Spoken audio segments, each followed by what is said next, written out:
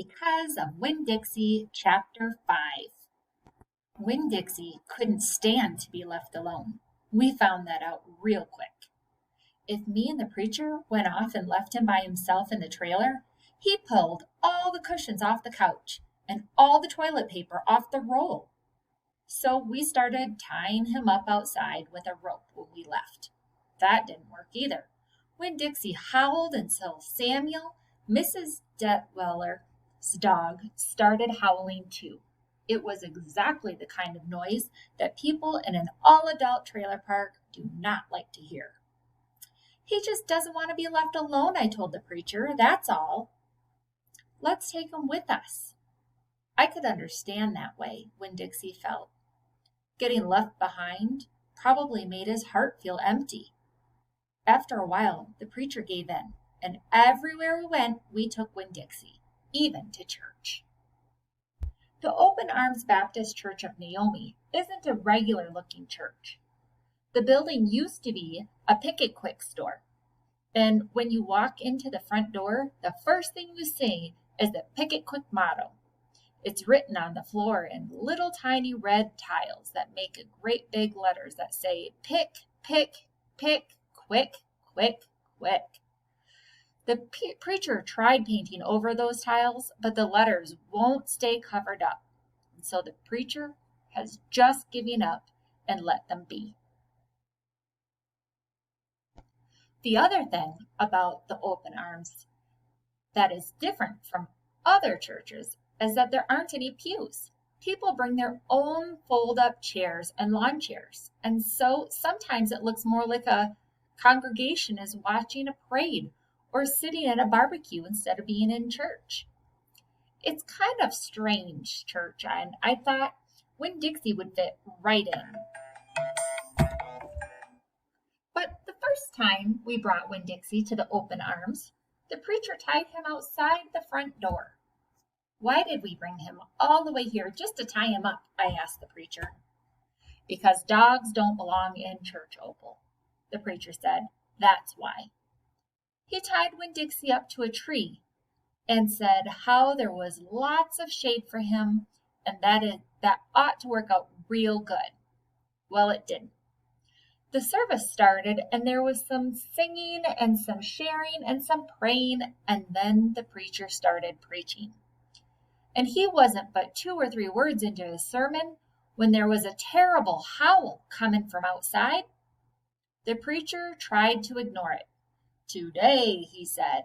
Arroo, said Winn Dixie. Please, said the preacher. Arroo, said Winn Dixie back. Friends, said the preacher. Arroo, arroo, wailed Winn Dixie. Everyone turned their lawn chairs and folded up chairs and looked at one another. Opal, said the preacher. Ow, said Winn Dixie. Yes, sir, I said. Go get that dog, he yelled.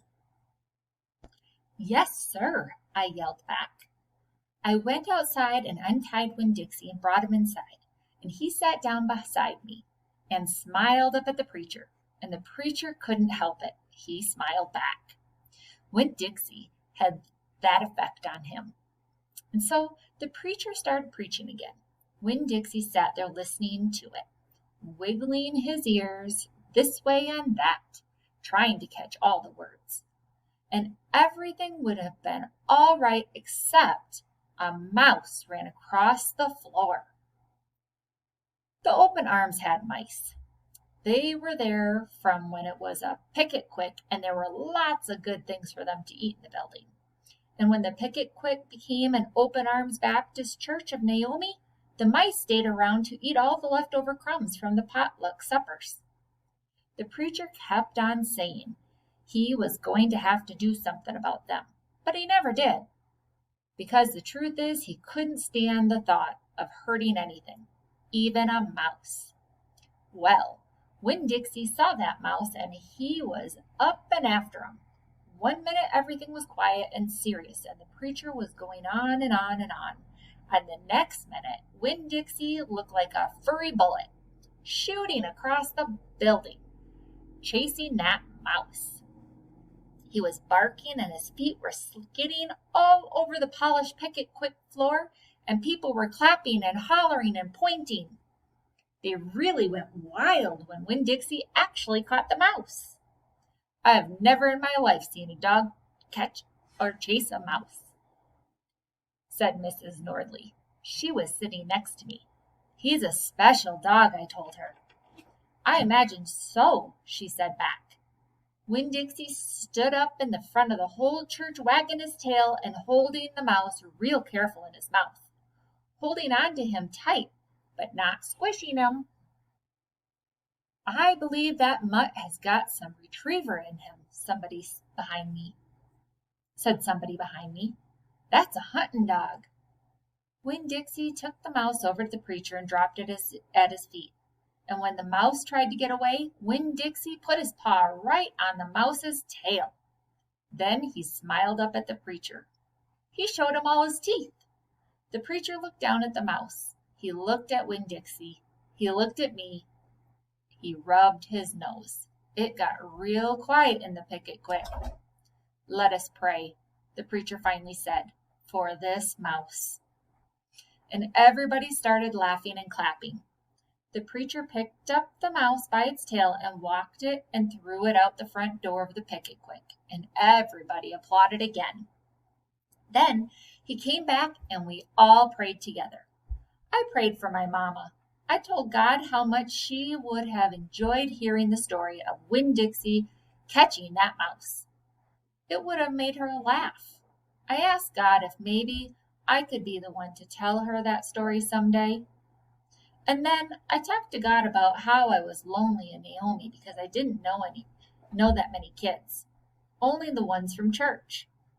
And there weren't many kids at the open arms, just Dunlap and Stevie Dewberry, the two brothers who weren't twins but looked like they were, and Amanda Wilkinson, whose face was always pinched up, like she was smelling something real bad, and Sweetie Pie Thomas, who was only 5 years old and still mostly a baby. And none of them wanted to be my friend anyway because they probably thought I'd tell on them to the preacher for every little thing they did wrong.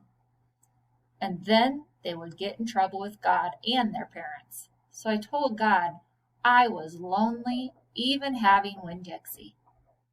And finally, I prayed for the mouse, like the preacher suggested.